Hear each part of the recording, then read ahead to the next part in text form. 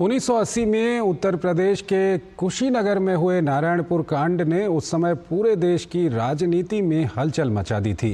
Congress party ने इसे बड़ा मुद्दा बनाया था, जिसके चलते मुख्यमंत्री बनारसी दास की सरकार भी बर्खास्त हो गई थी। इस कांड के बाद तत्कालीन प्रधानमंत्री स्वर्गीय इंदिरा गांधी ने दुर्घटना का केंद्र रहे बच्चे जयप्रकाश और उसकी बहन सोनकेशा को गोद ले लिया था, लेकिन खुद प्रधानमंत्री के गोद लेने के बाद भी सोनकेशा की जिंदगी से गरीबी, लाचारी और बेबसी का रंग अभी तक नहीं उतरा है। कांग्रेस नेता राहुल गांधी भी अब खुद को गरीबों का नेता दिखाने की कोशिश करते हैं। क्या जनता के बीच उनकी ये कोशिश कामयाब हो सकती है? इस मामले पर हमारी ये खास रिपोर्ट देखिए। कांग्रेस का हाथ आम आदमी के साथ, इस नारे को चरितार्थ करने के मकसद से पिछले दिनों राहुल गांधी रायबरेली के एक छोटे से सैलून पहुंचे, इस उम्मीद के साथ कि शायद उनके इस कदम का आम लोगों में उनकी छवि को लेकर एक सकारात्मक संदेश जाएगा। लेकिन राहुल गांधी जिस विरासत के साथ राजनीतिक पिच पर बैटिंग करते हैं, उसकी एक बदरंग छवि भी इतिहास के पन्नों में दर्ज है। आज रायबरेली राहुल गांधी की राजनीतिक विरासत को बचाने की शायद आखिरी लड़ाई लड़ रहे हैं।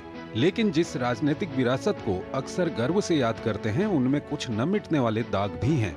उत्तर प्रदेश के लोग शायद ही इस दाग को अब तक भूल पाए हों। राहुल गांधी की इस कवायद ने उत्तर प्रदेश के लोगों को 80 के दशक का नारायणपुर कांड याद दिला दिया, जिसमें राहुल गांधी की दादी इंदिरा गांधी ने भी इस तरह से अपनी छवि चमकाने की कोशिश की थी, और ये कोशिश कुशीनगर की सोनकेशा के लिए किसी दुखद स्वप्न से कम नहीं थी। 80 के दशक में पूरे देश की राजनीति में भूचाल लाने वाले कुशीनगर के नारायणपुर कांड को हुए करीब 44 साल का समय बीत गया है। इस पूरे मामले की केंद्र बिंदु रही सोनकेशा अब 50 साल की उम्र पार कर चुकी हैं। उस समय खुद प्रधानमंत्री इंदिरा गांधी और उनके बेटे संजय गांधी समेत तमाम अन्य कांग्रेसी नेताओं ने सोनकेशा की मदद के वादे किए थे। लेकिन 44 साल बीतने के बाद आज भी सोनकेशा गरीबी की जिंदगी जीने को मजबूर हैं। दरअसल 1980 में बनारसी दास उत्तर प्रदेश के मुख्यमंत्री थे। उनके कार्यकाल में हुए एक बस हादसे में अपने 8 साल के पोते जयप्रकाश और 6 साल की पौत्री सोनकेशा के साथ रह रही बुजुर्ग महिला बसकाली को एक बस ने कुचल दिया और इस हादसे में उनकी दर्दनाक मौत हो गई। इस घटना के बाद ग्रामीणों की तरफ से किए गए प्रदर्शनों और इनमें पुलिस और सुरक्षा बलों की तरफ से की गई हिंसा के चलते मुख्यमंत्री बनारसी दास की सरकार बर्खास्त हो गई। तत्कालीन प्रधानमंत्री इंदिरा गांधी ने अनाथ हो चुके जयप्रकाश और सोनकेशा को गोद लेने की घोषणा करते हुए कहा था कि अब दोनों बच्चे उनके साथ दिल्ली में रहेंगे और इनकी पढ़ाई व भरण पोषण का सारा खर्च वो स्वयं उठाएंगी। लेकिन खुद प्रधानमंत्री इंदिरा गांधी द्वारा गोद ली गई सोनकेशा का जीवन आज भी बड़ी मुश्किल से बीत रहा है।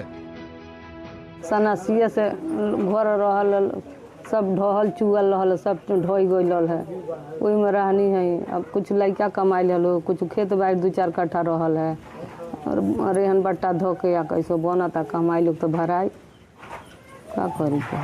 इंदिरा गांधी सोनकेशा को अपने साथ विमान में दिल्ली ले गयीं और वहां पूरी मीडिया को बुलाकर फोटो शूट कराया। वहां इंदिरा गांधी ने उसे अपनी बेटी भी घोषित किया। लोगों को लग रहा था कि इन दोनों अनाथ बच्चों का जीवन संवर जाएगा। लेकिन कुछ दिन बाद ही 2 कांग्रेसी नेता चुपचाप सोनकेशा को दिल्ली से वापस नारायणपुर गांव में छोड़कर चले गए और दोनों बच्चे अनाथ ही रह गए। जयप्रकाश और सोनकेशा को उनकी बुआ फूफा ने शरण दी, जहां उनकी परवरिश होने लगी। इस बीच जयप्रकाश की गांव के तालाब में डूबने से मौत हो गई। भीख मांगते और मजदूरी करते गरीबी में सोनकेशा बड़ी हुई तो उसके फूफा ने उसका विवाह करा दिया। सोनकेशा के पति की मजदूरी से घर चल जाता था और इन्हीं हालात में उनके बच्चे बड़े हो गए।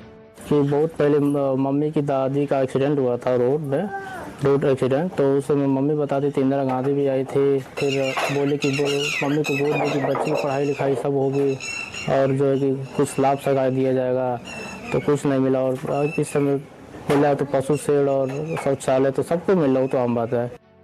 जब उत्तर प्रदेश में योगी आदित्यनाथ सत्ता में आए तो सोनकेशा को प्रधानमंत्री आवास योजना के तहत पक्का मकान दिया गया और उसके यहाँ शौचालय भी बना। गांव वालों का कहना है कि उस घटना के बाद आई स्वर्गीय इंदिरा गांधी ने गांव के विकास के लिए तमाम योजनाओं को चलाने का वादा किया था, लेकिन जब वो अपनी गोद ली हुई बेटी को ही भूल गयी तो उनसे और क्या उम्मीद की जाए। उसी तरह कांग्रेस नेता राहुल गांधी भी जब गरीबों के बीच जाकर खुद को उनका नेता दिखाने की कोशिश करते हैं तो लोगों को कांग्रेस पार्टी से जुड़ी इस तरह की तमाम घटनाएं याद आ जाती हैं। Bureau report, DD news.